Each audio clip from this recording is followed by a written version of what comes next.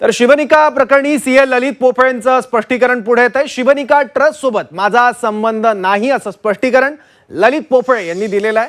5 वर्ष मी ट्रस्टचा ट्रस्टी होतो असं पोफळेंनी म्हटलंय।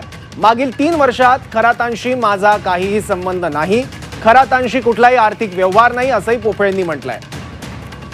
आमचे विशेष प्रतिनिधी नितीन पाटणकर यांनी या संदर्भात संवाद साधला, ते काय म्हणाले पहा।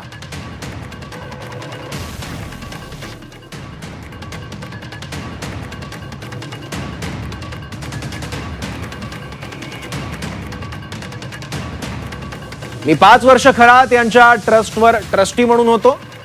ट्रस्टवर एकही सीए नाही, त्यामुळे तुम्ही ट्रस्टवर या अशी विनंती खरात यांनी केली होती, म्हणून मी ट्रस्टी झालो।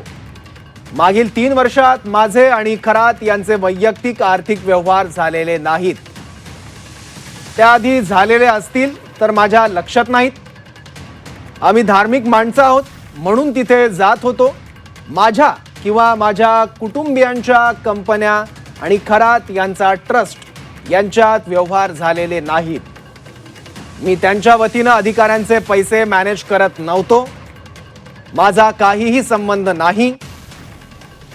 ट्रस्टचा IPO होत नाही, त्याचा माझा काही संबंध नाही।